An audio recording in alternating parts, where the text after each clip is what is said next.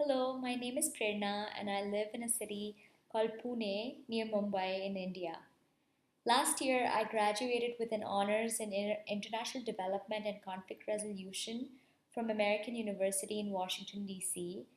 During my education and even after graduation, I worked with many organizations in the government, private, and non-profit sectors in different countries, including the US, Belgium, Nepal, and India. My work projects with the Peace Corps, European Commission, Save the Children further evolved my understanding and passion to work with marginalized communities in fragile areas. I've realized that amongst all the troubling deficits that our society struggles with today, we most often think of financial and economic deficits, but the one that concerns me at most is the deficit of dialogue.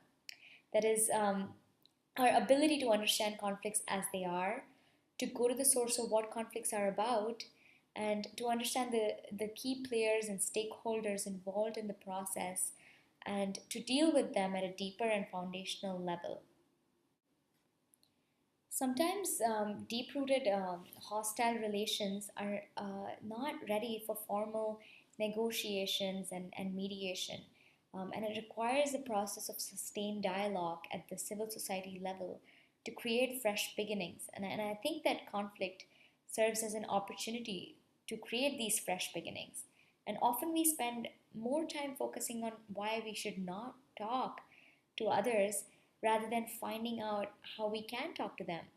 And I decided to explore how we can talk better and reconnect in sensitive and deeper ways with others. And I followed my heart and went to volunteer in Kashmir a few months back. I initially aimed to utilize the process of intercultural dialogue to engage with the tense relationships between the Indian and Pakistani civilians. But I realized during my volunteer work with youth and women in Kashmir that intra Kashmiri dialogue remained minimal and ad hoc in nature. That is, the local communities in the Indian side of Kashmir were not even holistically aware of the tensions existing in their own backyard. So, how would they unite and in a single voice to engage in dialogue with civilians in Pakistan? And until recently, it seems that the role of Kashmiri citizens has been to wait and watch or to participate and support the political dialogues of their own governments. But I wonder if political dialogue is enough. And my heart tells me that we need to engage with the communities, women, youth, and even children at a deeper peace process. I think that dividing things up is not the main problem, but forgetting the connection is. In Kashmir, I realized that sometimes the path to deal with the problem is hidden in the problem itself.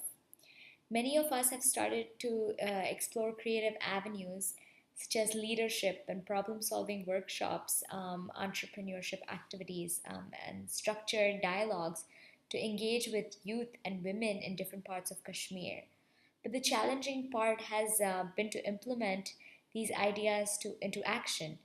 The barriers and obstacles in the path make the solution seem more distant than they really are. I believe that Co-Scholars program is a catalyst for me. I'm seeking guidance and training from practitioners who have worked in transforming conflicts in other parts of the world.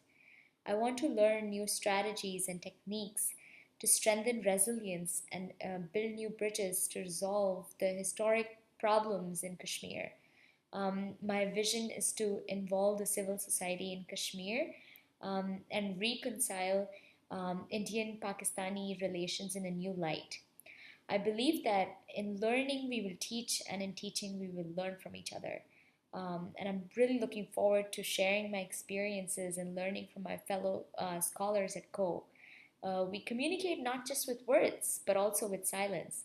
And we need to open ourselves to creative alternatives and rethink our underlying assumptions together.